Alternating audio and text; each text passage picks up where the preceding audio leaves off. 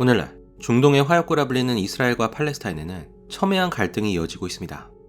이 영상에서는 누가 옳고 그른지를 따지기보다는 분쟁이 이어질 수밖에 없는 역사적 배경과 현 상황을 양측의 입장에서 알아보겠습니다. 그러기 위해선 먼저 유대인의 역사를 살펴봐야 합니다. 성경에 따르면 유대인의 조상인 아브라함이 하나님으로부터 가나안 땅을 약속받았다고 합니다.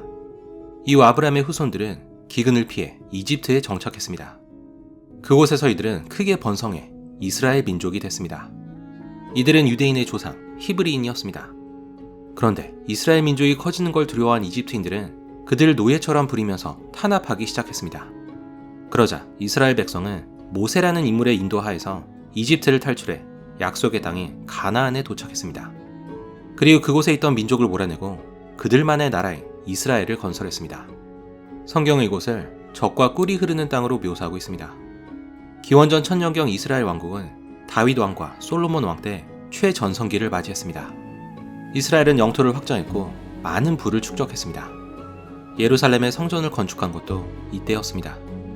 그런데 솔로몬이 죽자 이스라엘은 쇠퇴하기 시작했습니다. 이스라엘은 북이스라엘과 남유다로 분열됐고 주변 민족의 잦은 침략을 받았습니다. 결국 기원전 586년에는 바빌로니아 침략을 받아 유다 왕국이 멸망했습니다. 졸지에 나라를 잃은 유대인들은 많은 고초를 겪었지만 50년 뒤 다시 고국으로 돌아와 나라를 재건했습니다. 유대인은 이후 약 600년간 강대국의 침략과 위기 속에서도 나라를 지켜내면서 그들의 신앙을 이어갔습니다. 하지만 서기 100년경 로마 제국을 상대로 일으킨 반란이 유대인의 파국을 초래했습니다. 유대인이 연이어 반란을 일으키자 로마는 무자비하게 응징했습니다. 이때 수십만의 유대인이 학살되고 예루살렘과 성전은 철저히 파괴됐습니다. 그리고 살아남은 유대인은 세계 각지에 뿔뿔이 흩어지는데 이를 디아스포라라 부릅니다. 특히 유럽에 정착한 유대인들은 온갖 멸시와 핍박을 견디면서 이방인으로서의 삶을 살아가야 했습니다. 게다가 반유대주의가 팽배한 지역에서는 심심치 않게 학살이 자행되기까지 했습니다. 놀라운 점은 유대인 이후 2000년간 수많은 시련을 겪으면서도 주류 사회에 동화되기보다는 그들의 민족성을 유지했다는 겁니다. 그들이 하나님에 의해 선택받은 민족이며 언젠간 다시 약속의 땅에 돌아갈 거라는 신념이 없었다면 불가능한 일이었을 겁니다. 대표적인 유대인 분파로는 동유럽에 정착한 아슈케나즘과 스페인과 북아프리카에 정착한 세파르딤, 그리고 중동에 정착한 미스라힘이 있습니다. 이 중에서 아슈케나즘이 가장 큰 비율인 70%를 차지한다고 알려졌습니다. 그런데 아슈케나즘이 사실 유전적으로는 유대인과 아무 관련이 없다는 주장이 있습니다. 서기 7세기부터 10세기까지 러시아 남부에는 하자르 왕국이 있었는데 이 나라는 특이하게도 유대교를 국교로 삼았습니다. 그렇게 유대교로 개종한 하자르 왕국의 후손들이 아슈케나즘이 됐다는 겁니다. 다시 말해 지금 유대인의 주류를 이루는 아슈케나즘이 고대 유대인의 후손이 아닌 가짜 유대인이라는 주장입니다. 이는 1976년 아서 퀘슬러가 발표한 책인 제13의 지파를 근거로 하고 있는데 이로 인해 여러 논쟁을 낳았습니다. 하지만 최근 이루어진 유전자 분석을 통해서 이는 사실이 아니라는 주장이 힘을 얻고 있습니다. DNA를 분석한 결과 아슈케나즘은 세파르딤 유대인과 밀접한 연관이 있으며 다른 중동 민족과도 DNA가 가깝다는 것이 드러났습니다. 하지만 아슈케나즘과 하자르 왕국 후손 사이에는 연관성을 찾을 수 없었다고 합니다. 게다가 아슈케나즘의 언어였던 이디시어와 하자르 왕국의 언어를 비교한 결과 유사점을 찾을 수 없었습니다.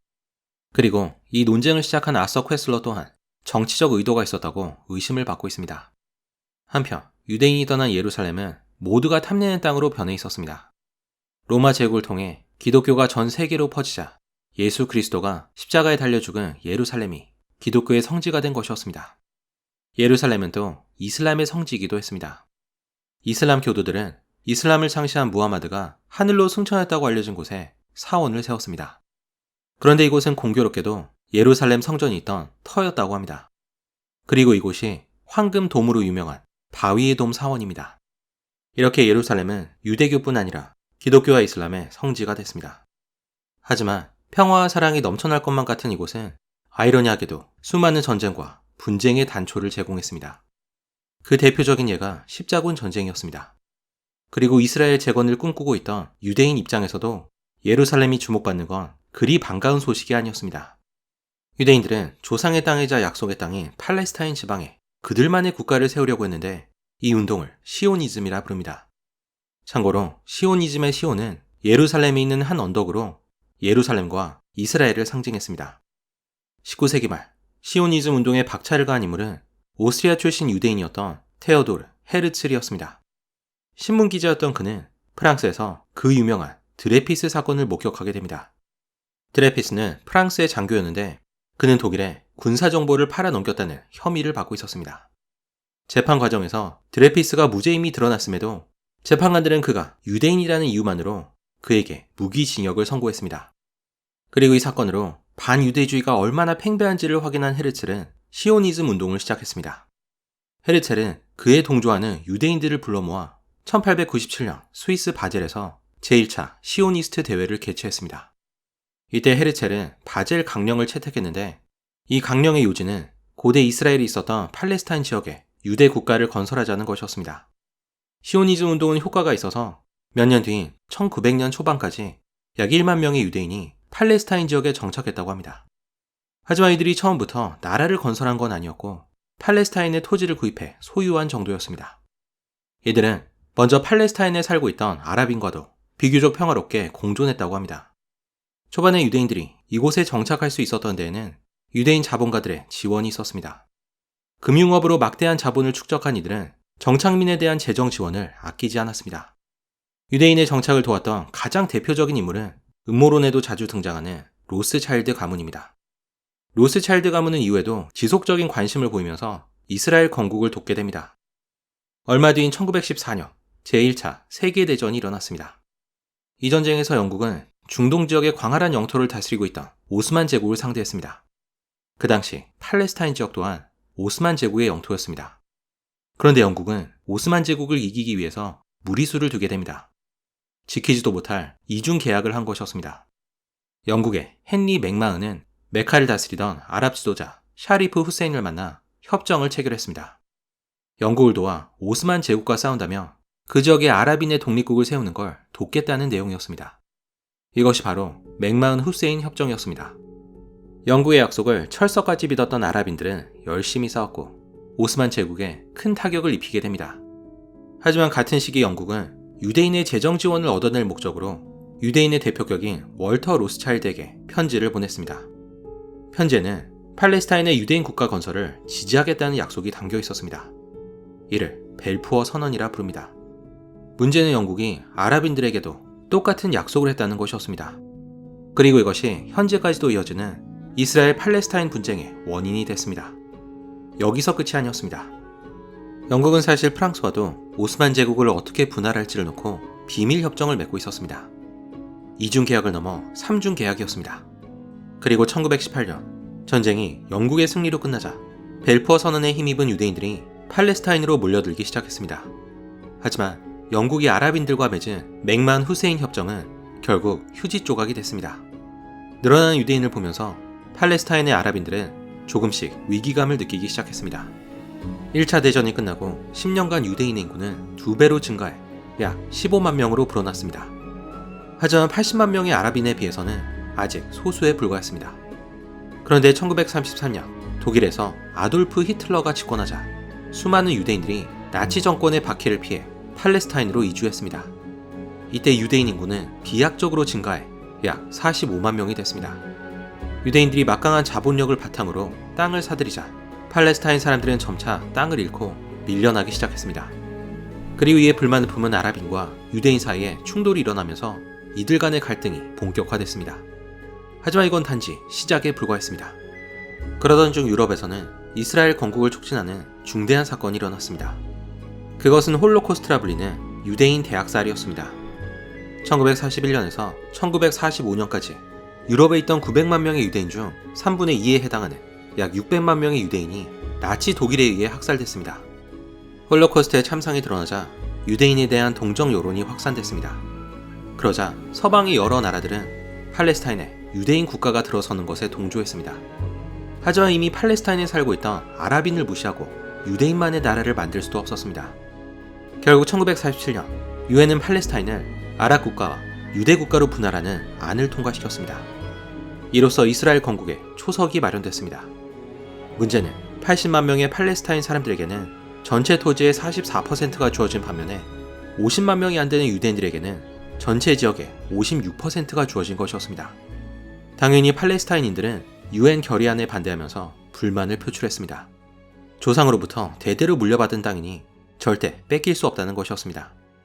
이에 대해 유대인은 팔레스타인인의 정체성을 공격했습니다. 애초에 팔레스타인이라는 나라나 민족이 없었으며 이들은 원래 여기저기를 떠돌던 아랍인에 불과하다는 주장이었습니다. 그런데 유대인이 이곳을 살만한 땅으로 만들자 이들이 갑자기 몰려와 정착했다는 겁니다. 그러니 유대인이 합법적으로 구매한 땅을 차지하는 게 당연하다는 말이었습니다. 결국 1948년 5월 14일 유대인 대표 벤 구리온은 아랍 진영의 불만을 묵살하고 이스라엘 건국을 선포했습니다. 로마의에 멸망한 지 2000년 만에 유대인이 그들의 국가를 갖게 된 것이었습니다. 이에 대한 아랍 진영의 반응은 신속했습니다. 이스라엘이 건국을 발표한 바로 다음 날인 5월 15일 아랍 진영의 레바논과 시리아 그리고 요르단과 이집트가 이스라엘에 전쟁을 선포했습니다. 아랍연합군은 영국군이 남기고 간 무기와 전차로 무장해 있었고 특히 요르단은 막강한 군사력을 자랑했습니다. 이에 반해 이스라엘군의 상황은 심각했습니다. 전차는커녕 탄약도 없어서 제대로 전투를 치를 수 있는 상황이 아니었습니다. 이스라엘 입장에서 천만다행이었던 것은 아랍연합군 대부분이 오합지졸인데다가 크게 싸울 의지도 없었다는 것이었습니다. 그 덕분에 이스라엘은 가까스로 적군을 막아낸 다음 급히 무기를 수입해 전세를 역전시킬 수 있었습니다. 그렇게 제1차 중동 전쟁은 이스라엘의 승리로 막을 내렸습니다. 하지만 이것은 팔레스타인에는 재난과도 같은 일이었습니다. 전쟁에서 승리한 이스라엘은 원래 할당받은 56%보다 훨씬 더 넓은 78%의 땅을 차지했고 수많은 팔레스타인 사람들은 고향을 떠나 난민으로 전락했습니다. 팔레스타인은 이 과정에서 사람들이 강압적으로 추방됐고 만약 거부할 경우 무자비한 학살이 자행됐다고 주장합니다. 하지만 이에 대해 이스라엘은 팔레스타인들이 도망치거나 스스로 떠난 것이지 강제 추방은 없었다는 상반된 주장을 펼치고 있습니다. 과정이 어쨌든 간에 대다수의 팔레스타인들은 이후에 비참한 상황에 놓였습니다. 고향을 떠난 팔레스타인들은 좁은 가자 지구와 서한 지구로 몰렸고 이전보다 훨씬 더 열악한 환경에 놓이게 됐습니다. 이집트와 레바논, 그리고 요르단 등 여러 나라로 흩어진 난민들도 상황이 암울하긴 마찬가지였습니다. 이들에게 일자리는 제한됐고 재산을 취득할 자유도 없었습니다. 그래서 대다수의 난민들이 난민촌을 벗어나지 못하는 상황입니다. 오늘날 팔레스타인 난민의 수는 500만 명이 훨씬 넘는 것으로 추정됩니다. 팔레스타인 난민은 국제적 문제로까지 불거졌지만 지금까지도 해결될 기미를 보이지 않고 있습니다. 그 와중에 이스라엘과 아랍 국가 간의 갈등은 계속됐습니다. 양측은 1973년까지 총 4번의 전쟁을 벌였는데 모든 전쟁에서 이스라엘이 아랍 진영의 공세를 막아냈습니다. 그 결과 이스라엘은 팔레스타인 지역의 지배권을 공고히 했고 요르단이 지배하던 서한 지구와 이집트가 지배하고 있던 가자 지구를 차지했습니다. 이로써 그곳의 팔레스타인인 문제 또한 이스라엘이 떠맡게 됩니다. 이스라엘이 승리할 수 있었던 데에는 미국의 도움이 컸습니다. 미국은 이스라엘에 대한 지원을 아끼지 않았고 외교 문제에 있어서도 항상 이스라엘의 편을 들어줬습니다. 미국의 유대인은 미국 전체 인구의 2.5% 정도에 불과하지만 이들은 미국에서 막강한 영향력을 행사하고 있습니다.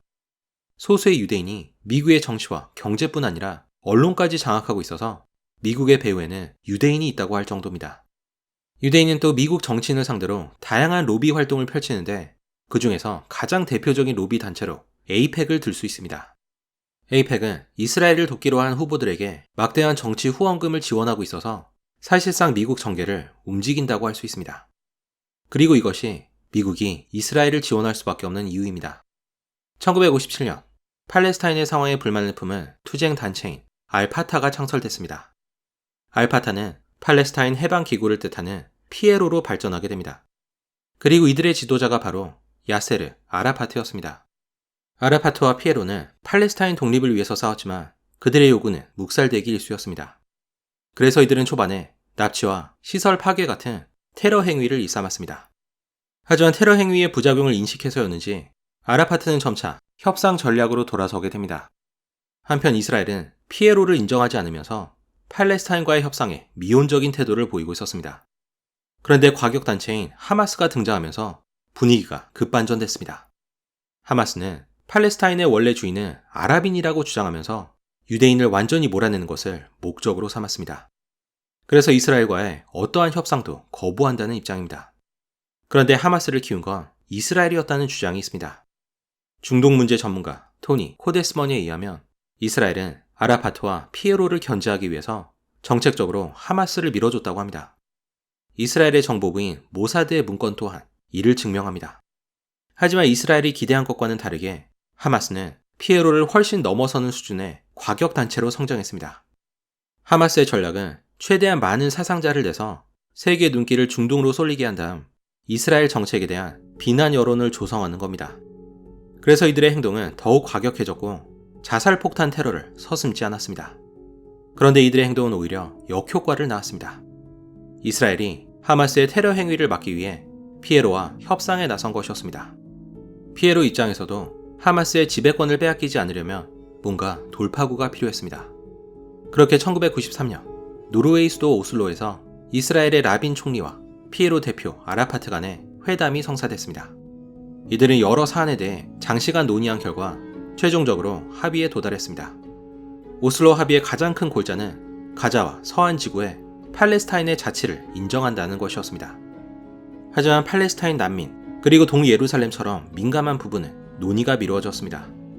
이스라엘 라빈 총리와 아라파트 의장은 그들의 공로를 인정받아 노벨 평화상을 공동 수상하기까지 했습니다. 오슬로 합의는 찬사를 받았지만 사실 국내에서는 큰 반발에 부딪혔습니다. 양측 모두 서로의 존재를 인정할 수 없어서였습니다. 그로부터 얼마 뒤 1995년 라빈 총리는 암살됐고 아라파트는 팔레스타인인들로부터 배신자 취급을 받았습니다. 사실 오슬로 합의를 이행하기 위해서는 해결해야 할 많은 장애물이 존재했습니다. 앞서 말한 것처럼 주변 아랍 국가에는 수백만 명의 팔레스타인 난민이 있었습니다. 오슬로 합의에 따르면 이들이 돌아갈 수 있는 곳은 가자 지구와 서한 지구로 제한됐습니다. 하지만 이곳은 이미 포화 상태여서 수많은 난민을 받아들이는 게 불가능했습니다. 두 번째 장애물은 서한 지구의 유대인 정착촌입니다. 이스라엘의 인구는 꾸준히 늘어나 오늘날 1000만 명에 육박하고 있습니다. 특히 소련의 유대인 이주가 허용된 1990년부터 이스라엘로 이주한 유대인의 수가 급격하게 늘어났습니다. 이스라엘은 이들을 수용하기 위해서 서한 지구에 유대인 정착촌을 짓기 시작했습니다. 오늘날 서한 지구에만 144개 유대인 정착촌이 있다고 합니다. 팔레스타인들은 서한 지구에 뿌리를 내린 유대인 정착촌을 큰 위협으로 바라보고 있습니다. 세 번째 장애물은 동예루살렘입니다. 팔레스타인은 동예루살렘을 미래의 수도로 정했습니다. 하지만 이스라엘에도 이곳은 가장 중요한 곳이어서 영유권을 양보할 생각이 전혀 없어 보입니다. 마지막이자 가장 큰 장애물은 하마스입니다. 피에로를 계승한 팔레스타인 정당으로는 파타와 하마스가 있습니다. 이 중에서 비교적 온건파에 해당하는 파타는 서한 지구를 다스리고 있고 과격파인 하마스는 가자 지구를 다스리고 있습니다. 하마스의 가장 큰 지지층은 열악한 생활 환경에 불만을 품은 빈민층입니다. 테러 행위가 계속되자 이스라엘 정부는 유혈 사태를 방지한다는 명목으로 가자 지구와 서한 지구에 8m가 넘는 장벽과 검문소를 설치했습니다. 장벽은 팔레스타인들의 삶을 말할 수 없을 정도로 불편하게 만들었습니다. 검문소를 통과할 때마다 오랜 시간이 걸리기 때문에 학교와 직장을 다니는 게 어려워졌고 이는 경제적 빈곤으로 이어졌습니다. 물과 전기가 부족한 건 물론이고 생필품을 구하는 것도 여의치 않습니다. 이집트도 보안을 이유로 국경을 폐쇄한 상태여서 가자지구는 말 그대로 거대한 감옥이 됐습니다.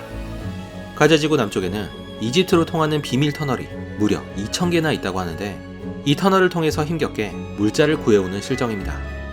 가자지구에서의 불만은 극에 달해서 팔레스타인 어린이 3명 중 1명이 이스라엘과 싸우다 죽는 순교자가 되겠다고 답했다고 합니다. 그러면 그럴수록 하마스가 힘을 얻고 있습니다. 그리고 하마스의 테러 행위가 늘어날수록 이스라엘이 더 강경한 조치를 취하는 악순환이 반복되고 있습니다. 이 상황에서 가장 큰 피해를 보는 것은 당연히 가자 지구의 주민들입니다. 하지만 하마스는 오히려 주민들의 희생을 부추기면서 그들의 행위를 정당화하는 프로파간다로 사용합니다. 그렇게 양측은 지금까지 출구 없는 싸움을 이어가고 있습니다. 지난 4월 13일, 이란이 이스라엘을 향해 무장 드론과 수백 발의 미사일을 발사했습니다. 건국 이래 이란이 이스라엘을 직접 공격한 건 이번이 처음이었습니다. 드론이 이스라엘의 레이더망을 교란한 사이에 미사일로 방어망을 뚫으려고 했던 것 같습니다. 하지만 이스라엘군은 이란이 발사한 미사일 중 99%를 요격해서 피해를 최소화했다고 밝혔습니다. 이란이 아무런 명분도 없이 이스라엘을 공격한 건 아니었습니다. 4월 1일 이스라엘은 시리아의 수도 다마스쿠스에 이란 영사관을 폭격했는데 이때 이란 혁명수비대 12명이 사망했습니다. 이란은 이번 공격이 다마스쿠스 폭격에 대한 보복이었다고 밝혔습니다. 하지만 이 공습을 끝으로 더 이상의 보복은 없을 거라는 뜻을 내비쳤습니다. 그리고 영상을 만들고 있는 4월 18일 이번엔 이스라엘이 이란의 미사일 공격을 감행해서 양국 간의 갈등이 점점 고조될 거라는 우려가 있습니다. 이 영상에서는 이스라엘과 이란이 갈등을 일으키게 된 배경과 현재 상황을 간략하게 요약하겠습니다. 이란과 이스라엘의 갈등은 사실 수십 년간 이어지고 있습니다. 하지만 먼저 이란이 정확히 어떤 나라인지 알아봐야 합니다. 흔히 이란을 아랍 국가로 생각하지만 사실 이란과 아랍 국가 간에는 많은 차이가 있습니다. 아랍 국가는 아랍어로 말하고 이슬람교를 믿는 아랍인의 국가를 말합니다. 아랍 국가로는 사우디아라비아, 레바논, 시리아, 요르단, 그리고 이집트 등 총 22개의 나라가 있습니다. 하지만 이란은 같은 이슬람 종교를 믿는다는 것 외에는 아랍 국가와 많은 차이가 있습니다. 우선 이란인은 아랍어를 쓰지 않고 파르시라는 전혀 다른 언어를 씁니다. 인종도 유럽인에 더 가까운 아리안족입니다. 게다가 이슬람을 국교로 하고 있지만 대부분의 아랍 국가가 수니파인 것과는 다르게 이란은 시아파입니다. 수니파와 시아파는 무함마드의 정식 후계자가 누구인지를 두고 나뉘었는데 시아파는 무함마드의 혈통만을 후계자로 인정하는 반면에 수니파는 누구든지 후계자가 될 수 있다는 입장입니다. 20세기 초 이란에서 석유가 발견되자 많은 분쟁과 갈등의 원인이 되는 그 나라가 이란에 진출했습니다. 바로 영국이었습니다. 1953년 민주적으로 선출된 이란의 총리 모하마드 모사데크가 석유를 국유화하려고 하자 이에 반발한 영국과 미국이 쿠데타를 도와 그를 실각시켰습니다. 그에 이어 팔라비 황제가 26년간 이란을 통치하게 됩니다. 권력을 잡은 팔라비 황제는 적극적으로 서구화 정책을 펼쳐서 서방과 좋은 관계를 유지했습니다. 팔라비 황제의 통치하에서 이란은 자유로운 분위기를 만끽했습니다. 여자들이 히잡으로 머리를 가려야 한다는 규제도 없어서 자유로운 복장을 입었습니다. 그래서 당시 이란의 사진을 보면 오늘날과는 확연히 다른 모습입니다. 하지만 너무 세속주의를 추구해서였는지 팔라비는 이슬람 근본주의자들의 반발을 샀습니다. 그리고 1948년 중동 한복판에 이스라엘이라는 새로운 유대인 국가가 건국됐습니다. 이스라엘과 아랍 국가는 물과 기름 같아서 전혀 섞이지 않았습니다. 그래서 이스라엘은 건국과 함께 주변 아랍 국가를 상대로 치열한 전쟁을 치러야 했습니다. 하지만 이때만 해도 이란은 이스라엘과 우호적인 관계를 유지했습니다. 이스라엘이 독립을 선포했을 때만 해도 이란은 이스라엘의 독립을 인정하는 몇 안 되는 이슬람 국가 중 하나였습니다. 1970년대 이란은 이스라엘을 통과하는 파이프라인을 통해서 유럽에 석유를 수출할 정도였습니다. 지금은 있을 수 없는 일입니다. 그런데 1979년에 있었던 이란 혁명이 모든 걸 바꿔놨습니다. 팔라비 왕조를 무너뜨린 호메이니 정권은 신정주의 국가인 이란 이슬람 공화국을 탄생시켰습니다. 신정주의는 이슬람 종교가 최고의 권위를 가지며 세속주의를 부정합니다. 또 수단과 방법을 가리지 않고 이슬람을 전파하는 것을 목표로 하고 있습니다. 한마디로 이슬람 근본주의 국가가 탄생한 것이었습니다. 호메이니 정권 하에서 심각한 인권 탄압이 이루어졌습니다. 특히 여성들은 의무적으로 히잡을 착용해야 했고 이를 따르지 않으면 강한 처벌이 뒤따랐습니다. 이란은 또 미국과 이스라엘을 이슬람 세계의 적으로 지목하면서 서방 세계와 척을 지게 됩니다. 호메이니는 이스라엘이 팔라비 정권을 후원한다고 생각했습니다. 그래서 그는 권력을 잡기 훨씬 전부터 이스라엘의 적대적이었습니다. 이란은 이때를 기점으로 이스라엘과의 관계를 청산하고 이스라엘의 존재 자체를 부정하고 있습니다. 이스라엘과 이란이 앙숙이 된 데에는 종교적인 면도 있지만 지정학적인 이유 또한 무시할 수 없습니다. 또 이스라엘의 가장 큰 우방인 미국에 대한 증오심도 큰 원인으로 작용했습니다. 하지만 양국은 멀리 떨어져 있어서 지금까지는 직접적인 충돌을 피할 수 있었습니다. 그 대신 이란은 이스라엘을 적대시하는 무장단체를 지원했습니다. 이들은 영어로 대리인이란 뜻인 프록시라 불립니다. 서방에서는 이들 대부분을 테러 단체로 규정하고 있습니다. 이란이 무기와 자금을 지원하는 대표적인 프록시로는 하마스와 헤즈볼라, 그리고 예멘의 후티 반군이 있습니다. 하마스는 팔레스타인의 이슬람 저항 운동으로 주로 가자 지구에서 활동합니다. 작년 10월 이스라엘의 민간인을 공격해서 그 난리를 일으킨 것도 바로 하마스입니다. 하마스의 목적은 팔레스타인에서 이스라엘을 몰아내고 독립국가를 세운다는 것입니다. 하지만 작년 이스라엘이 가자 지구를 파괴하면서 하마스는 괴멸적인 피해를 입었습니다. 하지만 하마스보다 더 큰 위협은 헤즈볼라입니다. 1982년에 등장한 헤즈볼라는 레바논 남부를 거점으로 하면서 이스라엘 북부에 군사적 위협을 가하고 있습니다. 자폭 테러의 원조로도 유명한 헤즈볼라는 다른 무장단체에 자폭 테러 전술을 전수하는 악명 높은 단체입니다. 하마스가 주로 이스라엘을 타겟으로 하는 반면에 헤즈볼라는 미국인을 목표로 삼아서 지금까지 죽인 미국인만 3,000명이 넘는다고 합니다. 헤즈볼라의 군사력은 하마스를 압도합니다. 헤즈볼라의 병력은 약 2만에 달하며 1982년과 2006년 이스라엘이 레바논을 침공했을 때도 헤즈볼라에 크게 고전했다고 합니다. 마지막으로 언급할 이란의 프록시는 예멘의 후티 반군입니다. 후티의 슬로건에는 이렇게 쓰여 있습니다. 미국의 죽음을, 이스라엘의 죽음을, 유대인들에게는 저주를.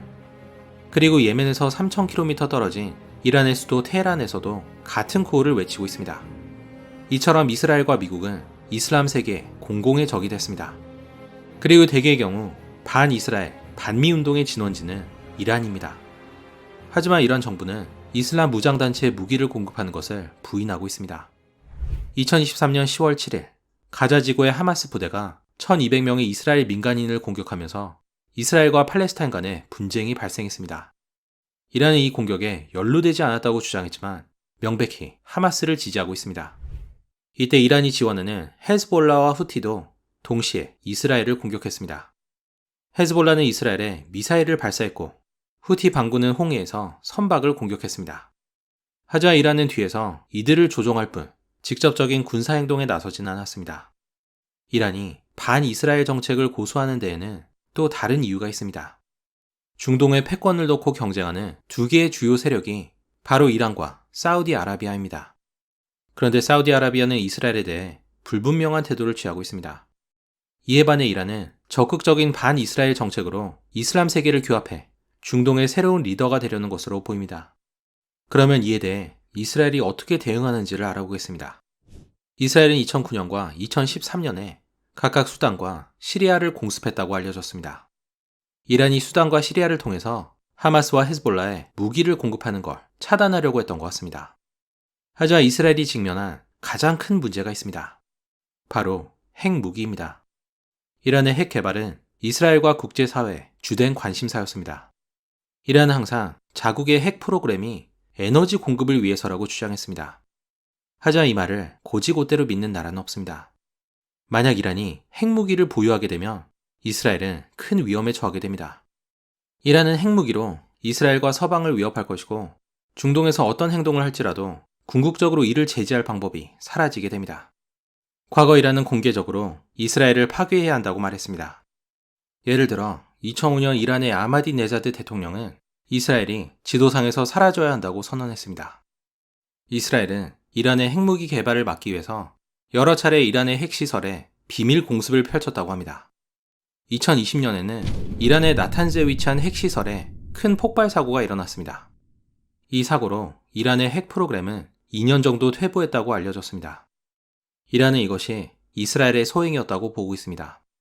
이에 더해 이스라엘의 정보기관인 모사드는 여러 차례 이란의 핵 개발자들을 암살했다고 추정됩니다. 참고로 이스라엘도 이미 핵을 보유한 걸로 보이지만 이스라엘은 이를 부인하고 있습니다. 또 다른 변수는 아제르바이잔입니다. 아제르바이잔은 이란과 국경을 마주한 나라로 이란과 마찬가지로 인구 대부분이 무슬림입니다. 하지만 정치적으로는 이스라엘과 동맹을 맺으면서 이란과의 사이가 틀어졌습니다. 만약 아제르바이잔이 이스라엘과의 동맹 관계를 이어가며 아제르바이잔과 국경을 마주하는 이란 입장에서는 큰 위협이 아닐 수 없습니다. 이스라엘과 이란 간의 갈등이 심화되는 이유를 간략히 요약하면 이렇습니다. 이란은 중동에서의 영향력을 넓히기 위해서 반이스라엘 구호를 외치고 있습니다. 이스라엘은 반면에 이란이 지원하는 무장단체를 억압하고 여러 수단을 통해서 이란을 압박하고 있습니다. 그러니 이란과 이스라엘 간의 분쟁이 심화될 수밖에 없습니다. 여기에 이스라엘은 미국까지 끌어들였습니다. 미국은 이스라엘의 든든한 동맹으로 이란을 악의 축으로 보고 있습니다. 미국이 이스라엘을 지원하는 데에는 정치적인 이유도 있습니다. 많은 유대인이 미국의 경제와 정계에 큰 영향력을 행사합니다. 게다가 에이펙 같은 유대인 로비 단체들이 이스라엘을 돕기로 약속한 후보들에게 막대한 정치 후원금을 지원하고 있어서 사실상 유대인이 미국 정계를 움직인다고 할 수 있습니다. 이스라엘은 여기에 더해 아랍에미리트와 바레인, 그리고 사우디아라비아 등 중동의 여러 아랍 국가들과 관계를 개선하면서 이란을 고립시키려고 합니다. 사우디아라비아는 여전히 이스라엘을 국가로 인정하고 있지 않지만 최근에는 이스라엘과 관계를 정상화할 거라는 말이 나오고 있습니다. 아랍 국가들은 순위파라는 점에서 시아파인 이란과는 거리가 있습니다. 하지만 이란이 고립된 이유가 단순히 종파 때문이라고 볼 수 없습니다. 아랍 국가 대부분이 이란과 같은 이슬람 국가지만 또한 세속주의 국가이기도 합니다. 종교가 절대시되는 이란은 아무리 같은 이슬람 국가라 해도 거부감이 들 수밖에 없습니다. 이란에서와 같은 이슬람 혁명이 아랍 국가에서 일어나면 국가가 전복되는 걸 의미합니다. 당연히 이걸 환영할 정부는 없습니다. 그래서인지 이란과 사우디아라비아는 앙숙으로 유명합니다. 하지만 현재로서는 이란과 이스라엘이 전면전에 돌입할 가능성은 그렇게 커 보이진 않습니다. 양국이 멀리 떨어져 있는 데다 객관적인 공군 전력에서도 이스라엘이 압도적인 우위에 있습니다. 물론 이란도 군사 강국이지만 전쟁을 일으킨다면 득보다는 실이 더 클 수밖에 없습니다. 또 다른 이유로는 80년대에 있었던 이란-이라크 전쟁이 있습니다. 이란은 영토나 인구로 봤을 때 이라크보다 훨씬 큰 나라였습니다. 하지만 이란은 이라크와의 전쟁에서 큰 피해를 봤던 경험이 있습니다. 이란이 전쟁에서 회복되는 데에는 오랜 시간이 걸렸습니다. 게다가 이제 이란이 상대하는 적은 이라크가 아니라 이스라엘과 미국입니다. 이란이 최대한 직접적인 전쟁을 피하면서 미사일 개발과 대리전에 집중하는 데에는 이런 이유가 있습니다. 그래서 전쟁이 확산될지에 대한 여부는 이란보다는 이스라엘에 달려있다는 분석이 있습니다. 하지만 이스라엘 측도 부담이 있습니다. 국내 반전 여론이 높아지고 있고 미국도 이스라엘에 자제를 요구하고 있습니다. 그런데 4월 18일 이스라엘이 이란의 미사일 공격을 감행해서 갈등이 점차 고조될 조짐을 보이고 있습니다. 게다가 만약 이란과 우호 관계에 있는 러시아까지 개입하면 앞날을 장담할 수 없습니다.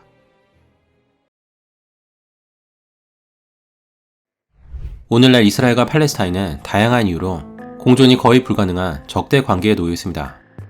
한때 넓은 영토를 차지했던 팔레스타인은 이스라엘과의 오랜 충돌 속에서 점차 밀려나 동쪽의 서안지구와 서쪽의 가자지구로 축소됐습니다. 팔레스타인 내부에서는 하마스와 파타 두 세력이 권력을 양분하고 있습니다.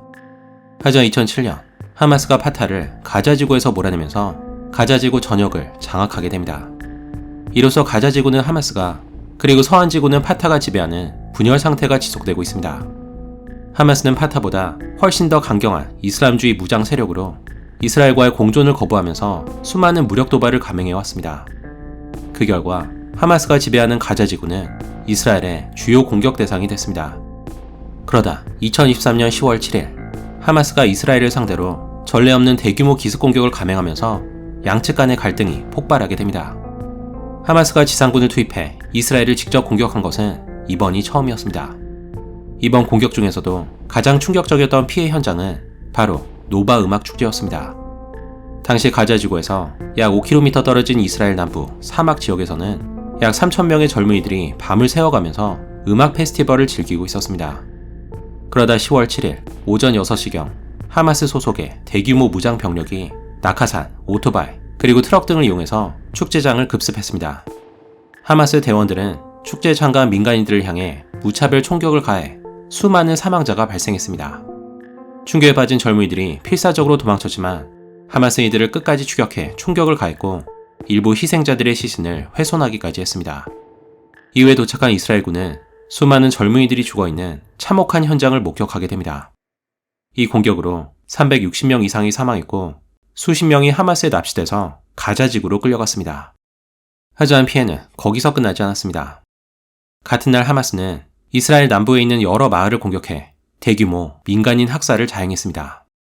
하마스 무장 대원들은 마을 곳곳의 가정집에 침입해 남녀노소를 가리지 않고 무차별적으로 민간인을 살해했습니다. 일부 주민들이 대피소에 몸을 숨기자 하마스 대원들은 대피소에 불을 지르는 등 극단적인 방법을 서슴지 않았습니다. 이후 학살의 잔혹성에 대해 수많은 증언이 뒤따랐고 일부 주민들은 참수된 채로 발견됐다고 합니다. 희생자들 중에는 캐나다 출신의 평화운동가인 비비안 실버도 있었습니다. 그녀는 평생 팔레스타인을 위해서 일했고 병든 가자지구의 어린이들을 위해서 의료 서비스를 제공하기도 했습니다. 하지만 그런 그녀도 하마스의 공격 대상이 됐습니다. 그녀의 집은 10월 7일 하마스에 의해서 완전히 불타버렸고 결국 그녀도 집안에서 불타 죽은 것으로 드러났습니다. 더욱 끔찍한 것은 학살을 저지른 하마스 대원들이 그 행위를 자랑스럽게 여기면서 기록까지 남겼다는 것입니다.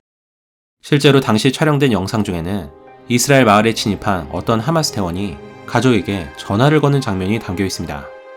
그는 자랑스러운 목소리로 가자지구에 남겨있던 아버지에게 이렇게 말했습니다. 아버지, 지금 내 왓츠앱을 열면 내가 죽인 사람들을 볼 수 있어요. 내 손으로 얼마나 많은 사람들을 죽였는지 보세요. 난 지금 내가 죽인 여자의 전화로 전화를 걸고 있어요. 나는 그 여자와 그녀의 남편을 죽였어요. 내 손으로 10명이나 죽였어요. 맹세코 10명입니다. 이날 하마스의 공격으로 약 1200명이 사망했고 희생자 대부분이 민간인이었습니다. 알려진 바에 따르면 하마스는 공격 이전에 레바논의 무장단체인 헤즈볼라와 협력을 시도한 것으로 전해집니다. 만약 양측이 공동작전을 펼쳤다면 하마스는 남쪽에서 그리고 헤즈볼라는 북쪽에서 이스라엘을 동시에 공격해 훨씬 더 큰 혼란을 유발했을 겁니다. 하지만 헤즈볼라는 이스라엘 향해 로켓 몇 발을 발사하는 데 그쳤고 전면전에는 참여하지 않았습니다.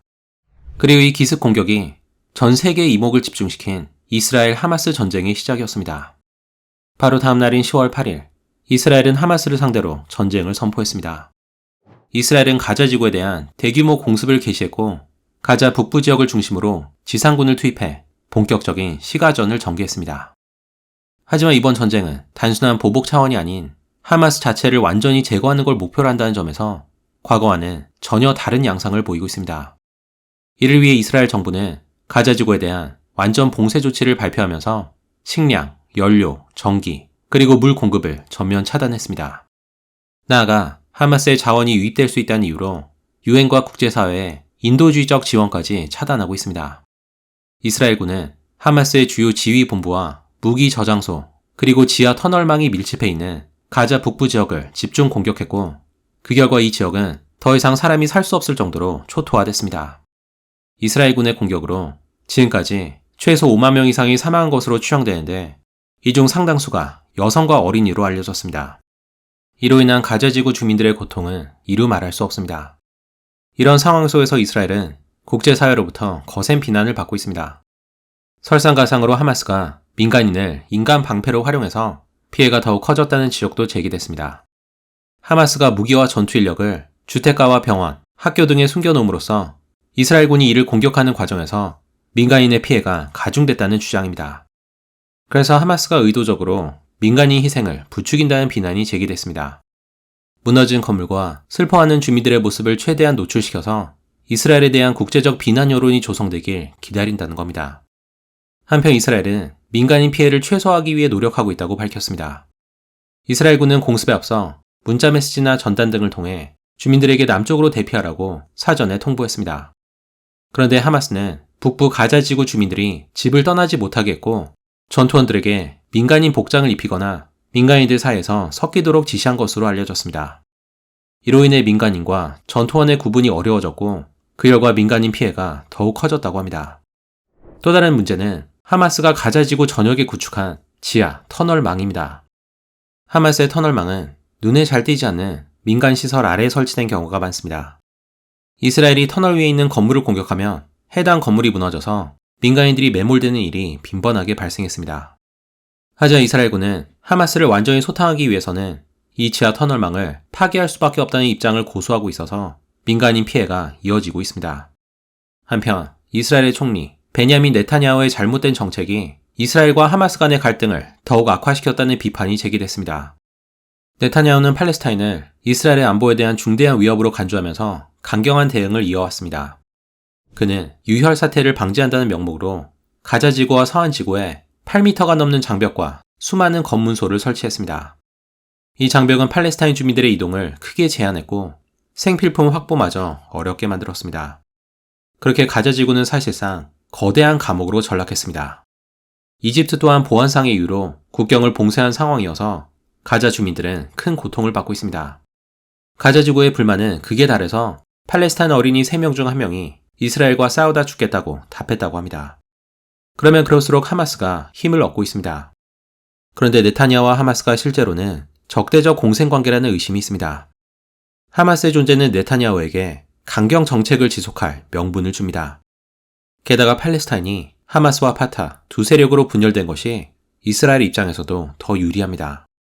반대로 하마스 역시 이스라엘에 대한 분노를 이끌어내서 권력 기반을 유지하고 있습니다. 이러한 전략은 한동안 효과가 있는 것처럼 보였습니다. 하자 2023년 10월 7일 하마스가 이스라엘 상대로 대규모 군사작전을 감행하면서 네타냐후의 안보 전략은 한계를 드러냈습니다. 또 다른 의혹은 네타냐후가 선거를 지연시키기 위해서 의도적으로 전쟁을 이어가고 있다는 것입니다. 최근 여론조사에 따르면 네타냐후의 지지율은 크게 하락한 상태여서 이대로 선거가 치러지면 집권 유지가 어려울 것으로 보입니다. 게다가 그는 여러 건의 부패 혐의로 재판을 받고 있어서 총리직을 잃게 될 경우 정계에서 완전히 퇴출될 수 있습니다. 그래서 네타냐후가 무리하게 하마스와의 전쟁을 이어가면서 자신의 정치 생명을 연장하려 한다는 의혹이 있습니다. 전쟁 중에는 선거를 치르기 어렵고 국민의 이목도 안보에 쏠려 있기 때문입니다. 하지만 네타냐후는 정치적 탄압이라면서 이런 주장을 강력히 부인하고 있습니다. 한편 네타냐후가 중동 전역을 식민지화해서 더 강력한 이스라엘을 건설하려고 한다는 주장이 제기됐습니다. 미국의 퇴역 장군이 웨슬리 클라크는 2001년 펜타곤을 방문했을 때 한 고위 장교로부터 문서 한 장을 건네받았습니다. 그 문서에는 미국이 향후 5년 내에 7개 국가를 상대로 전쟁을 벌일 거라는 내용이 담겨 있었다고 합니다. 그 7개 국가들은 이라크, 시리아, 레바논, 리비아, 소말리아, 수단, 그리고 이란이었습니다. 문서를 건네준 고위 장교는 앞으로 네오콘과 이스라엘이 중동을 재편할 거라고 말했다고 합니다. 이 계획이 사실이었는지는 확실치 않지만 미국은 이후에 클라크 장군이 언급했던 7개 국가 중에서 이란을 제외한 6개의 국가와 전쟁을 벌이게 됩니다. 하버드대 출신의 경제학자 제프리 삭스는 이 계획의 배후에는 네타냐후가 있다면서 이렇게 말했습니다. 지난 30년간 이스라엘이 미국의 중동 정책을 주도했다. 놀랍게도 미국은 이스라엘의 정책을 그대로 실행하고 있다. 미국은 이미 클라크 장군이 언급한 7개 국가 중 6개 국가에서 전쟁을 벌였다. 미국이 아직 전쟁을 벌이지 않은 유일한 국가는 이란이다. 현재 네타냐후는 이란과의 전쟁을 강하게 추진하고 있다. 그는 팔레스타인의 독립을 원하지 않으며 오히려 전 지역을 이스라엘이 차지하길 원한다. 네타냐후는 하마스와 헤즈볼라뿐 아니라 이들을 뒤에서 지원하고 있는 국가들을 공격해야 한다고 생각한다. 그의 최종 목적은 그레이터 이스라엘이라 불리는 완전한 이스라엘 땅의 회복이다. 그레이터 이스라엘은 지금의 이스라엘뿐 아니라 서한지구와 가자지구, 그리고 골란 고원까지 포함한다. 반면에 영국의 작가이자 정치평론가인 더글라스 머레이는 전혀 다른 주장을 펼칩니다. 그는 자신의 저서인 민주주의와 죽음 숭배에서 이렇게 적었습니다. 이스라엘을 반복적으로 침략하고 영토를 빼앗으려고 했던 아랍 국가들이 오히려 이스라엘이 영토를 침략했다고 비난한다. 무슬림 국가들은 이스라엘을 식민주의라고 비난하지만 사실 이슬람의 역사 전체가 식민주의의 역사였다. 오늘날 이스라엘이 식민주의적이라고 가장 많은 비난을 퍼뜨린 나라는 바로 이란이다. 하지만 오히려 이란이야말로 최근 몇 년간 부지런히 식민지를 확장해왔다. 가자는 이란의 식민지로 전락했고 미군이 떠난 이라크에까지 이란이 진출했다. 예멘과 시리아는 어떤가? 이란이 지원하는 헤즈볼라는 공포와 협박으로 레바논을 지배하고 있다. 그러니 사실상 레바논도 이란의 식민지나 마찬가지다. 이란은 중동 전역을 식민지화하면서 오히려 이스라엘이 팽창주의를 펼친다면서 비난하고 있다. 피를 갈망하는 하마스도 이스라엘을 만족을 모르는 살인자라고 비난한다. 이들은 젊은이들에게 순교를 통한 죽음이야말로 최고의 용맹이라고 가르치면서 유대인들이 피에 굶주린 살인자라고 주장한다. 더글라스 머레이는 네타냐후가 이스라엘의 안보를 위해서 할 일을 한 것뿐이라면서 그를 옹호했습니다. 그러면서 그는 이 전쟁의 더 근본적인 원인이 목적을 위해서라면 가자 주민들까지도 기꺼이 희생하려고 하는 하마스의 지도부라고 말했습니다. 2023년까지 하마스는 미국과 유럽 그리고 기타 국제기구들로부터 수십억 달러에 달하는 지원금을 받아왔습니다. 지원금 대부분이 민간인을 위한 것이었지만 하마스가 이를 가로챈 것이었습니다. 그렇게 하마스의 지도부는 약 110억 달러에 달하는 재산을 축적해왔습니다. 하마스의 최고 지도자였던 이스마일 하니의 개인 재산만 해도 한국 돈으로 5조가 넘는 40억 달러로 추산됩니다. 그는 죽기 전까지 카타르의 고급 아파트에서 호화로운 생활을 누렸다고 알려졌습니다. 하마스의 다른 지도자들도 엄청난 부를 축적하면서 풍요로운 삶을 누려왔습니다. 이와는 반대로 가자 주민들은 전 세계의 주목을 받을 만큼 엄청난 고통과 빈곤에 빠져 있습니다. 일각에서는 하마스의 수뇌부가 자신들의 부와 지위를 지키기 위해서 전쟁을 꺼릴 거라는 분석도 있었습니다. 하지만 2023년 10월 7일 하마스가 이스라엘에 대한 기습 공격을 감행하면서 이런 전망은 완전히 빗나갔습니다. 하마스의 지도자 야히야 신와르는 유대인들에 대한 극단적인 적개심을 드러내면서 그들의 몸에서 심장을 꺼낼 거라고 말했고, 다른 고위 인사 역시 전 세계 유대인을 단 한 명도 남기지 말고 모두 죽여야 한다고 주장했습니다. 더글라스 머레이는 이들이 기회만 있다면 언제든 10월 7일의 참극을 반복할 거라고 경고했습니다.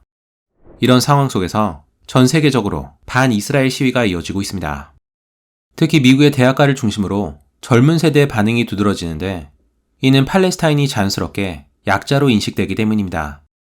그래서 하마스에 대한 비판은 제한적인 반면에 가자 지구에서의 피해 영상이 퍼지면서 이스라엘에 대한 비난 여론이 거세지고 있습니다. 잊지 말아야 할 것은 전쟁의 발단이 하마스의 10월 7일 공격이었다는 것과 민간인을 인간 방패로 활용하고 있는 하마스의 전술로 인해서 더 많은 피해가 발생했다는 겁니다. 이런 하마스 행동은 결코 정당화될 수 없습니다. 하지만 이스라엘도 전쟁이 길어질수록 국내외 비난 여론을 의식할 수밖에 없습니다. 그리고 만약 이스라엘이 가자 지구에서 주민들을 몰아낸다면 이들이 어디로 가야 할지도 심각한 문제입니다. 간단히 말하자면 이들이 갈 곳은 없습니다. 이집트를 비롯한 주변의 중동 국가들 역시 하마스라는 잠재적 위협을 떠안으면서까지 대규모 난민을 수용할 가능성은 매우 낮습니다. 그렇다고 주민들이 전쟁으로 인해 거의 모든 게 파괴된 가자 지구에 그대로 남을 수도 없습니다. 결국 가자 주민들의 앞날은 어둡다고밖에 말할 수 없습니다. 최근 이스라엘을 방문한 미국의 지식인 에릭 와인스타인은 이스라엘 가자 전쟁에 대해 이렇게 말했습니다. 나는 가자의 끔찍한 상황을 다룬 수많은 영상을 봤다. 어떤 건 진짜고 어떤 건 가짜일 것이다. 하지만 정확히 누굴 탓해야 할지 모르겠다. 사람들은 이스라엘이 전쟁을 일으킬 수밖에 없었던 이유를 이해하지 못한다. 사람들은 곳곳에서 시위를 벌이고 있지만 그들은 이 전쟁의 특성을 전혀 이해하지 못한다. 하마스의 전략은 여성과 어린이를 전쟁의 가장 큰 무기로 활용하는 것이다. 이스라엘은 이에 대해 제대로 대응하지 못하고 있다. 만약 이스라엘이 지하 터널을 더 잘 공략했다면 이렇게까지 되진 않았을 것이다. 지금 이스라엘은 하마스의 천재적이지만 악마 같은 전략에 완전히 휘둘리고 있다. 이스라엘의 행동은 때때로 설득력이 없어 보인다. 하지만 하마스가 자신들의 행동을 정당화하는 말을 듣고 있으면 그들을 막아야 한다는 생각이 든다. 하지만 지금으로서는 이스라엘이 대처할 다른 뾰족한 수가 없어 보인다. 2011년 3월에 시작된 시리아 내전은 올해로 벌써 14년째 이어지고 있습니다. 비록 아사드 정권이 무너졌지만 아직 여러 세력 간의 적대 행위가 계속되고 있어서 전쟁이 완전히 끝났다고 할 수는 없습니다. 한때 중동에서 가장 아름다운 나라 중 하나였던 시리아는 전쟁으로 초토화됐습니다. 최소 60만 명이 목숨을 잃었고 전체 인구의 약 60%인 1,400만 명이 난민이 됐습니다. 이는 우크라이나 전쟁보다 훨씬 더 큰 규모입니다. 이 혼란을 틈타 IS와 같은 극단주의 세력이 대규모 학살을 자행하기도 했습니다. 그 사이에 시리아 내전은 단순한 내전을 넘어서 러시아, 미국, 이란, 그리고 튀르키예까지 개입한 국제전으로 확대됐습니다. 그렇기 때문에 시리아 내전은 오늘날 중동과 국제관계를 이해하는 데 있어서도 굉장히 중요합니다. 하지만 복잡한 시리아 내전을 이야기란 쉬운 일이 아닙니다. 이 영상에서는 전쟁의 전개 과정을 최대한 쉽게 요약하면서 시리아 내전을 정리하겠습니다. 시리아는 아시아, 유럽, 아프리카를 잇는 교차로에 있어서 예로부터 침략과 분쟁이 끊이지 않았습니다. 시리아는 고대부터 페르시아와 로마와 같은 강대국의 지배를 받았고 기독교 세력과 이슬람 세력이 맞붙은 십자군 전쟁의 주요 전쟁이기도 했습니다. 1516년부터 약 400년간 시리아는 오스만 제국의 지배를 받았습니다. 하지만 1918년 1차 세계대전의 패배로 오스만 제국이 붕괴하자 프랑스의 식민지가 됐습니다. 그러다 30년 뒤인 1948년 프랑스군이 완전히 철수하면서 시리아가 독립을 얻게 됩니다. 하지만 시리아는 독립한 이후에 극심한 혼란기를 겪었습니다. 정치적 혼란을 겪은 가장 큰 이유는 시리아가 공존할 수 없는 다양한 종파와 민족으로 이뤄졌기 때문이었습니다. 시리아는 인구의 약 85%를 차지하는 아랍인뿐 아니라 쿠르드족을 비롯한 다양한 소수민족으로 이루어졌습니다. 특히 쿠르드족은 강한 민족성을 드러내면서 독립을 원하고 있습니다. 아랍인 대부분이 이슬람을 믿지만 이들은 다시 70%를 차지하는 수니파 이슬람과 12%를 차지하는 알라위파 이슬람으로 나뉩니다. 여기에 더해 인구의 약 8%가 기독교인으로 알려졌습니다. 참고로 알라위파는 시아파의 분파로 엄밀히 따지면 정통 시아파와는 또 다른 종파입니다. 이슬람은 크게 수니파와 시아파로 나뉘는데 대부분의 아랍 국가가 수니파인 것과는 다르게 이란과 이라크는 시아파입니다. 1950년대와 60년대 시리아는 민주주의가 정착하지 못했고 그 대신 군부가 쿠데타를 일으켜 정권을 차지했습니다. 1949년에서 1970년 사이에만 8번의 쿠데타가 있었다고 합니다. 그러다 하페스 알 아사드라는 인물이 등장했습니다. 그는 알라위파 무슬림 가문 출신으로 군 내부에서 승진을 거듭하다가 빠르게 군의 핵심이 됐습니다. 그리고 1970년 쿠데타를 일으켜서 권력을 장악했습니다. 이듬해인 1971년 대통령에 취임한 하페즈 알 아사드는 사회주의를 표방했지만 실제로는 독재자에 가까웠습니다. 그는 대통령직을 강화했고 군부와 정보기관을 동원해서 반대 세력을 철저히 억압했습니다. 그는 또 국가의 주요 직책에 측근과 알라위파 인사들을 대거 등용했습니다. 소수 종파인 알라위파가 집권하자 반대로 다수를 차지하고 있던 수니파는 차별을 받게 됩니다. 그리고 이는 시리아 내전이 발발하게 되는 주요 원인이 됐습니다. 하페즈 알 아사드는 정권을 공고히 하기 위해서 무카바라트라는 비밀 경찰 기관을 운영했습니다. 약 5만의 비밀 경찰로 구성된 이 조직은 국가의 눈과 귀 역할을 하면서 정치적 반대 세력을 탄압했습니다. 그래서 대통령을 험담했다는 이유로 다음날 사라지기 일쑤였습니다. 무카바라트의 감시하에서 많은 사람들이 실종되거나 고문을 받았습니다. 하페즈 알 아사드 정권하에서 일어난 대표적인 정치적 탄압이 바로 하마 학살입니다. 1982년 무슬림 형제단을 중심으로 한 시위대가 하마라는 도시에서 봉기를 일으켰습니다. 아사드 정권은 곧바로 군을 투입해서 봉기를 진압했습니다. 이 과정에서 수만 명의 민간인이 사망한 것으로 추정됩니다. 무카바라트는 하마 학살에도 참여하면서 시리아 국민들에게 공포의 대상이 됐습니다. 2000년 6월 하페즈 알 아사드가 죽자 그의 둘째 아들 바샤르 알 아사드가 아버지의 뒤를 이어 대통령으로 취임했습니다.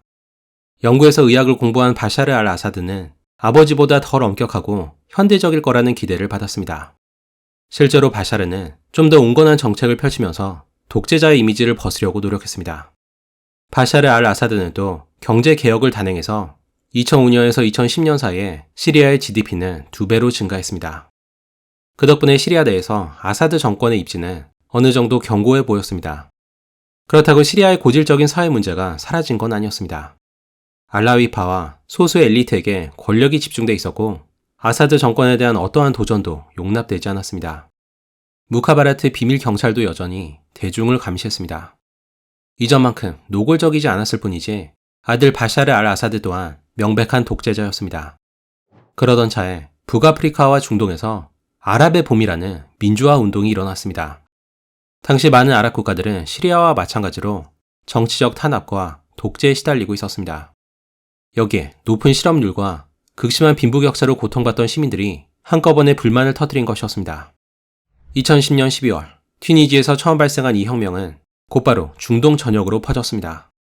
그 결과 튀니지와 이집트에 민주정부가 들어섰고 리비아에서는 나토의 지원을 받은 반군이 독재자인 카다피를 처형하기도 했습니다. 하지만 바샤르 알 아사드는 아랍의 봄이 시리아까지 퍼지지 않을 거라고 낙관하면서 이렇게 말했습니다. 우리는 아랍 세계의 일부다. 시리아는 다른 아랍 국가에 영향을 미치고 또한 영향을 받는다. 그렇다고 다른 나라에서 일어난 일이 시리아에서 똑같이 반복되진 않을 것이다. 하지만 결과적으로 그의 예측은 완전히 빗나가게 됩니다. 2011년 3월 다라시에서 한 무리의 청소년들이 학교 벽에 아사드를 욕하는 낙서를 하다가 체포됐습니다. 이들은 즉시 시리아의 수도 다마스쿠스로 끌려가서 고문을 받았습니다.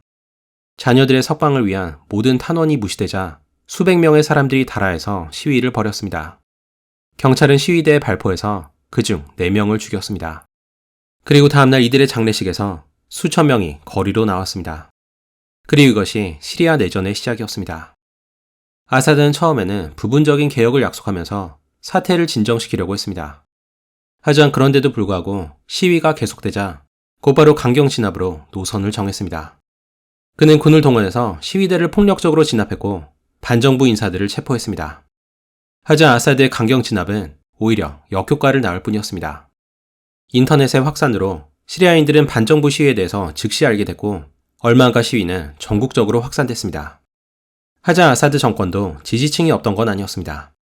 불만이 가득했던 빈곤층과 농민들과는 다르게 시리아의 중산층은 아사드의 개혁으로 경제적 이득을 보고 있었습니다.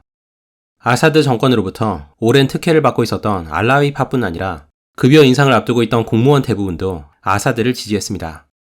게다가 시리아 인구의 약 8%를 차지하고 있던 기독교인들도 아사드를 지지했습니다. 무정부 상태가 된 아랍 국가에서 기독교인들은 이슬람 급진주의자들에 의해서 종종 박해를 받았습니다. 그래서 이들도 아사드를 지지한 것이었습니다. 실제로 반정부 시위가 한창이던 그때 수만 명이 참여한 친정부 시위가 다마스쿠스와 알레포를 포함한 여러 도시에서 동시에 진행됐습니다. 만약 아사드의 지지층이 없었더라면 아사드 정권의 몰락과 함께 전쟁이 단번에 끝났을 수도 있습니다. 하지만 아사드의 지지 세력이 의외로 견고했던 것이 내전이 장기화되는 효과를 낳았습니다.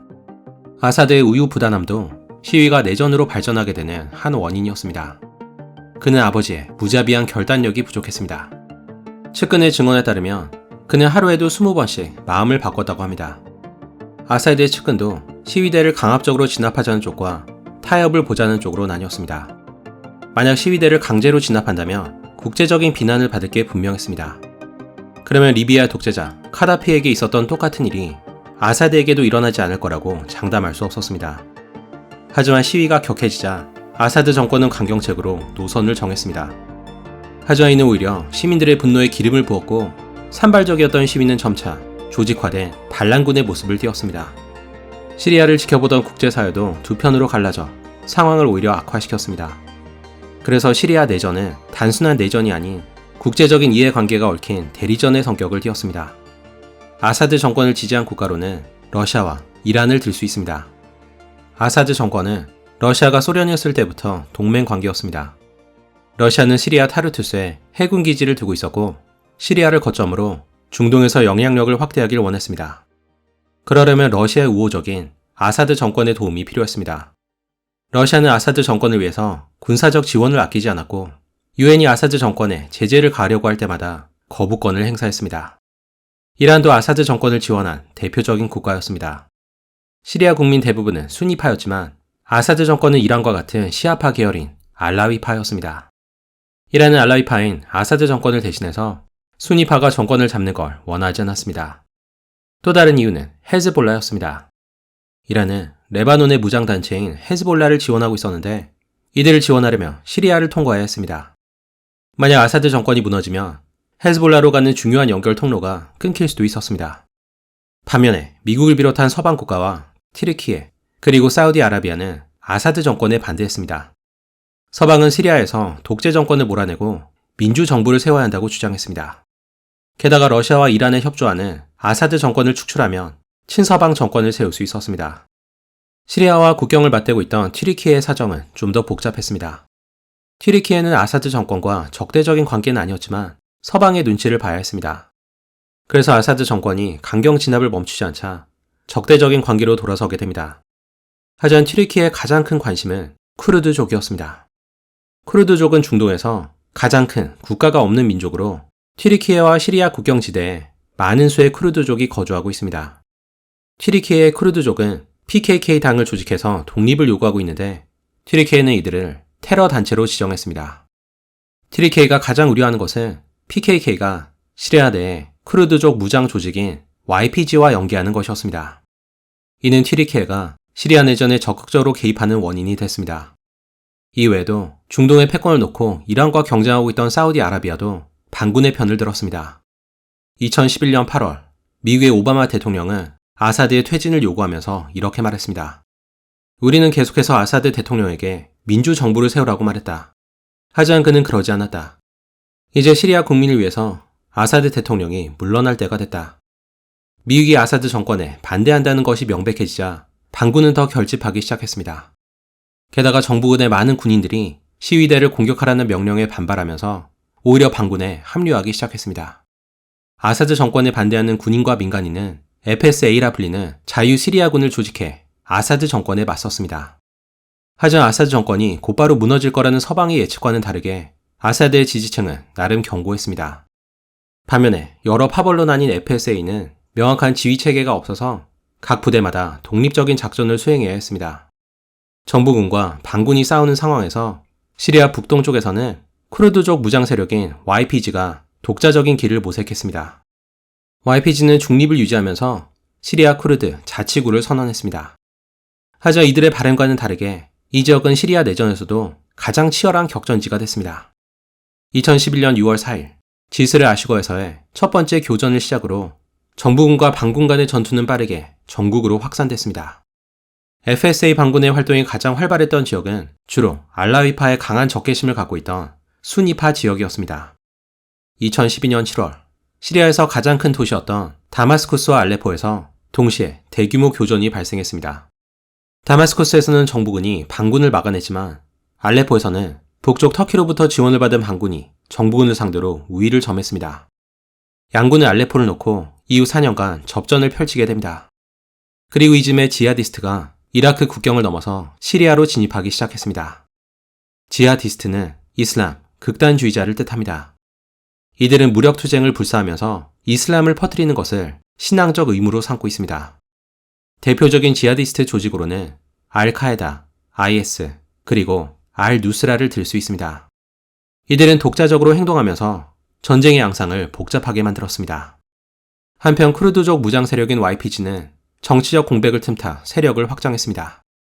이들은 남쪽으로 영역을 확장하면서 시리아의 석유 매장지 대부분을 장악하게 됩니다. 2012년 말까지 FSA 반란군은 시리아 북부와 동부 대부분을 차지했습니다. 그리고 이제는 다마스쿠스와 홈스까지 위협하고 있었습니다. 하지만 확실한 지휘체계가 없었던 FSA는 한계를 보였고 더 이상 영토를 넓히지 못했습니다. 그리고 이때 등장한 것이 지하디스트 무력단체인 알-누스라입니다. 알-누스라는 처음에는 FSA와 협조했지만 점차 독자적으로 행동하면서 세력을 넓혀갔습니다. 특히 알-누스라의 지휘를 맡은 알-줄라니는 이후 반군이 아사드 정권을 몰아내는데 결정적인 역할을 하게 됩니다. 2013년 알-누스라와 FSA 연합군은 북부의 주요 도시인 라카를 차지했습니다. 라카를 차지한 알-누스라는 기독교인을 박해하는 등 잔혹행위를 자행했다고 합니다. 하지만 잔혹한 것으로 따지면 또 다른 지하디스트 무력 단체인 IS를 빼놓을 수 없습니다. 알-누스라가 주로 총살과 참수로 그쳤던 반면에 IS는 포로를 불태우는 등 잔인한 처형 방식으로 유명했습니다. 게다가 IS는 처형 영상을 공개해서 전 세계적인 악명을 떨쳤습니다. 이라크에서의 혼란을 틈타 성장한 IS는 이제 시리아까지 세력을 확장하려고 했습니다. IS와 알-누스라 모두 알카에다의 분파였지만 이 두 단체는 다른 목적을 갖고 있었습니다. 알-누스라의 목표가 아사드 정권을 축출하는 것이었던 반면에 IS의 목적은 중동 전역에 이슬람 국가를 설립하는 것이었습니다. 2013년 4월 IS는 알-누스라와의 합병을 선언했습니다. 하지만 알-누스라의 알-줄라니는 이 사실을 부인했습니다. 그리고 이때부터 IS와 알-누스라의 사이가 틀어지면서 서로 싸우기 시작했습니다. 이후의 상황은 훨씬 더 복잡해졌습니다. 정부군은 반란군을 상대로 싸웠고 반란군은 또 여러 세력으로 나뉘어서 내분을 이어갔습니다. 거기에 쿠르드족까지 싸움에 참여했습니다. 2013년 8월 다마스쿠스 동쪽 구타 지역에서 화학무기로 약 1,500명이 사망한 충격적인 사건이 발생했습니다. 아사 정권이 반군의 거점인 구타를 무력화하기 위해서 화학무기를 사용한 것으로 보입니다. 하지만 정부군은 화학무기를 사용한 걸 부인하면서 반군이 화학무기 공격을 자작극으로 연출했다고 주장했습니다. 미국과 서방 국가는 이를 전쟁 범죄라고 규탄하면서 군사 개입을 검토했습니다. 하지만 군사 공격은 이뤄지지 않았습니다. 그 와중에 IS는 정부군과 반군 그리고 쿠르드족 모두와 싸우면서 서서히 세력을 확장하고 있었습니다. 2014년 중반까지 IS는 시리아 이라크 국경지역 대부분을 차지했고 서쪽으로는 알레포를 위협할 정도였습니다. 이라크와 시리아를 가로지르는 방대한 영토를 차지한 IS는 이제 시리아에서 가장 강력한 세력으로 떠오르게 됩니다. 2014년 9월, IS는 시리아 북부의 쿠르드족 도시인 코바니를 공격했습니다. 코바니는 쿠르드족의 거점 중 하나여서 이곳을 차지하면 IS의 확장을 방해하는 쿠르드족에 큰 타격을 줄 수 있었습니다. 양 세력은 그 후 5개월간 코바니를 놓고 치열한 전투를 벌이게 됩니다. IS는 코바니 시내까지 진입했지만 쿠르드족은 필사적으로 저항했습니다. 그러다 결국 IS의 확장을 경계한 미국이 군사 개입을 결정했습니다. 미국의 공습과 쿠르드족의 필사적인 저항으로 IS를 마침내 코바니에서 몰아낼 수 있었습니다. 코바니 전투는 IS가 결정적 패배를 당한 첫 번째 전투였습니다. 그리고 이 전투를 계기로 IS는 점차 내리막길을 걷게 됩니다. 또 다른 지하디스트 단체인 알-누스라는 반군과 공존하는 방식을 택했습니다. 반군은 테러 단체와 다름없는 알-누스라를 경계했지만 이들의 도움을 받을 수밖에 없는 절박한 처지였습니다. 2015년 9월, 아사 정권은 시리아 영토의 26%만 차지할 정도로 궁지에 몰려 있었습니다. 바로 이때 러시아와 이란이 본격적으로 개입하기 시작했습니다. 러시아는 반군과 IS에 공습을 가했고 이란과 헤즈볼라는 정부군에 군사적 지원을 제공했습니다. 그 덕분에 정부군은 반군이 장악한 지역에 반격을 가할 수 있었고 IS가 차지하고 있던 팔미라 지역을 탈환했습니다. 그리고 2016년 12월 정부군은 마침내 오랜 격전지였던 알레포에서 반군을 완전히 몰아낼 수 있었습니다. 한편 한때 시리아에서 가장 강력한 세력을 자랑했던 IS는 모든 세력으로부터 공격을 받으면서 급격히 약화되고 있었습니다. IS는 러시아와 미군 공습의 주요 목표물이었고 시리아 반군과 정부군 모두 IS를 집중 공격했습니다. 특히 북쪽의 쿠르드족은 IS와의 치열한 전투 끝에 IS의 거점인 라카를 차지했습니다. 이 전투의 패배로 IS는 치명타를 입었습니다. 1919년까지 IS는 시리아의 모든 거점을 잃고 무너지게 됩니다. 2017년 러시아와 이란의 지원을 받은 아사드 정부군은 이제 IS를 대신해 시리아에서 가장 강력한 세력이 됐습니다. 북쪽에서 IS를 몰아낸 쿠르드족도 이젠 무시할 수 없는 세력이었습니다. 이와는 반대로 반군은 정부군의 공격으로 수세에 몰린 상태였습니다. 반군으로부터 남부를 모두 탈환한 정부군은 이제 시리아 반군의 최후의 거점인 이드리브로 눈길을 돌렸습니다. 그 무렵 HTS가 반군 중에서 가장 강력한 세력으로 떠오르고 있었습니다. 사실 HTS는 알-누스라가 다른 반군 세력과 결합해 만들어진 조직이었습니다. 그래서 알-누스라가 HTS로 이름만 바꾼 거라 봐도 크게 틀린 말은 아닙니다. 아사드 정부군이 공격을 가하자 HTS는 강하게 저항하면서 이드리브를 방어했습니다. 그때 튀르키예가 반군을 지원하고 나섰습니다. 이드리브는 튀르키예 국경 지역에 있어서 이드리브가 함락되면 수많은 난민이 튀르키예로 넘어올 게 분명했습니다. 튀르키예는 난민 유입을 막으려고 반군의 편을 든 것이었습니다. 결국 튀르키예의 지원을 받은 HTS가 정부군의 공세를 막아내고 이드리브를 지켜내게 됩니다. 2020년 3월 5일 아사드 정권을 지원하는 러시아와 반군을 지원하는 튀르키예 사이에 휴전 합의가 이루어졌습니다. 휴전 이후에도 산발적인 충돌이 이어졌지만 대규모 군사행동은 중단됐습니다. 2020년 아사드 정권은 시리아 영토의 65%를 지배하는 동시에 알레포와 다마스쿠스 그리고 홈스 등 시리아의 모든 주요 도시들을 차지했습니다. 이제 아사드 정부군이 완전히 승기를 잡은 것처럼 보였습니다. 하지만 이미 나라는 초토화됐고 국민의 절반 이상이 난민이 된 상태였습니다. 게다가 외부의 도움에 너무 의존한 것도 아사드의 발목을 잡았습니다. 그동안 아사드를 지지하던 러시아와 이란이 시리아에서 발을 빼기 시작했습니다. 2022년 우크라이나 전쟁이 터지자 러시아는 시리아보다는 우크라이나 전쟁에 집중하게 됩니다. 게다가 이란과 헤즈볼라도 경제 제재와 이스라엘 문제로 시리아에 집중하기 어려워졌습니다. 그러는 사이 정부군 내부에서도 불만이 싹트고 있었습니다. 군에 대한 보상이 제대로 이루어지지 않아서 군의 사기는 최악이었습니다. 그래서 2024년 11월 HTS가 알레포를 공격하자 정부군은 빠르게 무너졌습니다. 알레포에는 약 2만의 정부군이 주둔하고 있었고 전력도 HTS에 비해 훨씬 우세했습니다. 그래서 원래대로라면 반군의 공격을 쉽게 저지할 수 있었습니다. 하지만 아사드의 불만을 품은 정부군은 제대로 싸우기도 전에 도망친 것이었습니다. 기록상 정부군의 규모는 약 13만으로 알려졌는데 이들 대부분이 아사드의 처우에 불만을 품고 있었습니다. 아사드는 부랴부랴 군의 월급을 50% 인상하겠다고 발표했지만 이미 너무 늦은 상황이었습니다. HTS는 단 하루 만에 알레포를 차지했고 며칠 뒤에는 홈스를 차지했습니다. 이와 동시에 남부에서 등장한 또 다른 반군 세력이 수도 다마스쿠스를 차지했습니다. 그러자 아사드는 더 이상의 싸움을 포기하고 러시아로 도망쳤습니다. 그렇게 14년을 버티던 아사드 정권이 단 10일 만에 붕괴하게 됩니다. 그렇다고 시리아의 상황이 더 나아졌다고 볼 수는 없습니다. 2025년 1월 HTS의 지도자인 알-줄라니가 시리아의 대통령으로 선출됐습니다. 한때 테러리스트로 지목됐던 알-줄라니는 이슬람 극단주의와 선을 긋겠다고 말했습니다. 하지만 벌써 알라위파와 기독교인들에 대한 대규모 학살 소식이 들리고 있습니다. 감사합니다. 저는 서 에이스였습니다.